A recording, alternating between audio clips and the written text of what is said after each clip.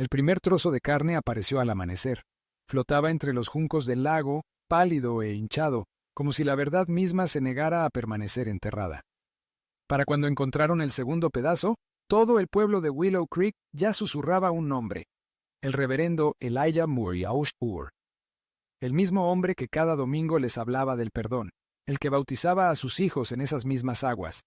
El marido de Sara, la mujer cuyos ojos ya no brillaban en el coro de la iglesia. Nadie podía creerlo. ¿El pastor? ¿El hombre de Dios? Pero las pruebas de ADN no perdonan, y los rumores eran más afilados que cualquier cuchillo. Los 5 hijos de Elijah no eran suyos, eran de su propio padre. La iglesia se convirtió en un circo, los feligreses en inquisidores, y Sara ya no estaba para defenderse, solo quedaban sus restos, emergiendo uno a uno del lago, como si cada pedazo de carne quisiera contar su propia versión de la historia.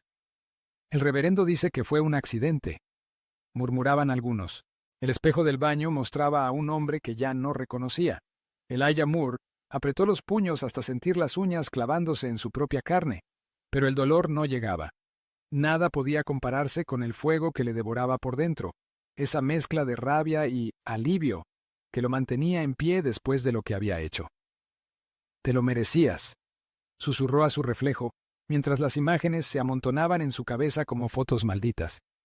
Sara, su esposa arrodillada en el suelo del sótano, con los ojos inundados de lágrimas. ¿De miedo o de culpa? Su padre. No, el monstruo, sonriendo en cada reunión familiar, fingiendo ser el abuelo perfecto mientras él... Los niños. Dios, los niños. Esos 5 rostros inocentes que ahora le recordaban la mentira en la que había vivido. Un golpe seco contra el piso de madera lo sacó de su trance. La sierra eléctrica, aún manchada, se había caído del lavabo. «Controlaste tu destino», pensó, recogiéndola con manos que no temblaban. Pero en el silencio de la casa vacía, una risa aguda le cortó la respiración. Era su propia risa. Y por primera vez en su vida, Elijah entendió el verdadero significado de la condenación. El sheriff Dawson había visto cadáveres en su día, pero nunca uno que llegara en partes. La primera llamada fue por un brazo flotando cerca del muelle. Un accidente de pesca, pensó, hasta que apareció la pierna derecha envuelta en una bolsa de la compra del Piggly Wiggly, y luego el torso meticulosamente desollado, como si alguien hubiera querido borrar toda huella de humanidad. Pero lo más grotesco no eran los restos, era que todas las pistas apuntaban al último hombre que cualquiera sospecharía, el reverendo Elijah Moore. «¡Imposible!», gruñó el jefe de policía, aplastando su cigarro contra el suelo. «Ese tipo bautizó a mi nieto». Pero las pruebas no mentían. La sierra eléctrica prestada de la iglesia, de vuelta, demasiado limpia. Los feligreses que recordaban sus sermones de las últimas semanas, llenos de ira divina, y traidores que merecen su castigo. Y sobre todo, esa risa. Hermano Billy lo escuchó reírse solo en el estacionamiento. Susurró la secretaria del departamento, como si estuviera hablando con alguien. Cuando finalmente irrumpieron en la casa parroquial, encontraron las paredes del sótano lavadas con lejía. Pero no lo suficiente. La sangre siempre deja rastros. Y Dios, al parecer, ya no miraba por Elijah. El silencio de la celda era distinto a cualquier otro que Elijah hubiera conocido. No era el silencio sagrado de la iglesia antes de un sermón. No era la paz de las noches junto a Sara. Sara, cuyos ojos ya no verían nunca más. Este silencio era espeso, cargado con el peso de una pregunta que le quemaba el alma. ¿Cuándo había dejado de ser humano? Las paredes blancas de la prisión se convirtieron en su nuevo púlpito. Allí, entre sueños fracturados y memorias envenenadas, Elijah predicaba a un público invisible. A Dios, que lo había abandonado el día que el test de ADN llegó por correo. A su padre, cuya sangre corría no solo en sus venas, sino en los 5 hijos que creyó suyos. A Sara, cuyo pecado había sido tan grande que ni siquiera la muerte podía redimirlo. Pero sobre todo, se predicaba a sí mismo. «No fuiste su verdugo», murmuraba contra el metal frío de la litera. «Fuiste su sacrificio». Y entonces lo entendió. El veneno no estaba en su sangre, había estado en la verdad todo este tiempo. Los archivos olían a tiempo y polvo. Elijah pasó sus dedos por las fotografías descoloridas, imágenes de un hombre que llevaba su misma sonrisa, sus mismos ojos. Su padre. Pero ahora, cada foto era un espejo deformado, mostrando no al héroe de su infancia, sino al arquitecto de su ruina. La investigación policial seguía su curso, pero Elijah tenía su propia pesquisa. Encontró cosas que nadie había querido que supiera. Cartas, escondidas en una caja fuerte, dirigidas a una mujer que no era su madre.